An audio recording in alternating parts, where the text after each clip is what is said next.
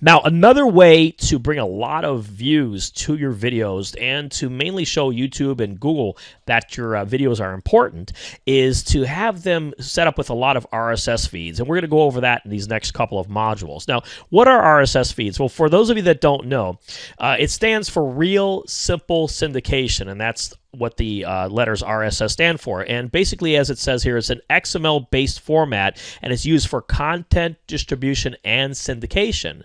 So subscribing to the RSS feeds basically allows people to receive custom, up-to-date information from their favorite online content sources without having to regularly check the site for updates. So, of course, a blog can have an RSS feed, but also your YouTube channel and your videos can have their own RSS feeds. And let me go ahead and show you exactly how to find the RSS feeds for your channel first. So what you're going to do in order to find your RSS feed for your channel is you're simply going to use this particular URL that we have right here. And as you can see, it's a Google URL, and it's gdata.youtube.com/base feeds base users your username, and then the uploads. So what you're going to do is simply go ahead and take out this part right here where it says your username, and you're going to enter your own channel name right there, which I'll show you that right now. It's really simple. It seems a little complicated when you first look at this URL. You're like, huh? But right after you see how easy it is, you're going to say anybody could do this.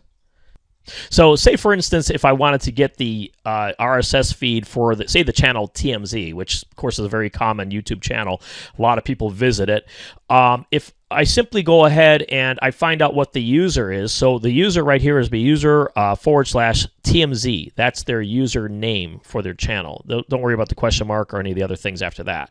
So what you would do is just go ahead and grab the TMZ. Now, if you look right here, where if I were to enter this in without the user, where it says your username, well, it says here user not found. Well, that simply means, of course, that you haven't entered one in. But right after I enter in the space where it says the username, which again was TMZ, and I enter it right here, now you can see that it's come up with their entire RSS feed. And this is, of course, all the coding and everything like that, and all that has to do with their user feed. But don't worry about that, because you're not going to see that. I'm going to show you in the next module what to do with this user feed, or the RSS feed rather, right after this. Now, let me go ahead and take you into how to find the RSS channel, and that way you can go ahead and do that. And then in the next one, we're going to show you how to go ahead and ping these and bring a ton of traffic to your videos. Now, when getting the RSS feed for the single YouTube video, it's pretty much the same thing as when you're getting the RSS feed for your YouTube channel. The only difference is that in addition to adding the YouTube username, where you're adding the channel name, you're going to be also at the very end of that adding the YouTube video title as well. And I'll show you an example of how we do that.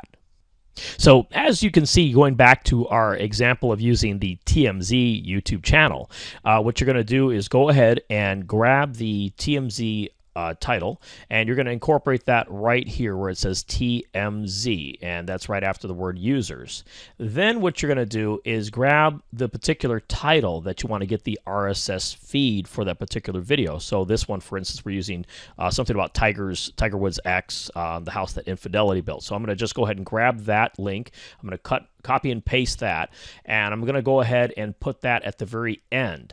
And right after you do that, that's pretty much all you have to do. After you go ahead and add that, then you're simply going to go ahead and click enter, and you can basically see that right there is the RSS feed. You can see all the different code and everything like that comes up. Now, in the next step, in the next module, what we're going to be doing then is we're going to be going ahead and adding both the channel RSS feed as well as the YouTube particular single video RSS feed into the ping or the RSS feed submitter. And then what you're also going to do is you're going to be pinging that. So you're going to submit both the channel RSS feed as well as the individual YouTube video RSS feed. You're going to submit both of those in the next module, and I'm going to go over that, of course. And then what you're going to do is you're going to go ahead and then ping that. You're going to bulk ping that. And we'll see in the next module, and I'll show you how easy that is too.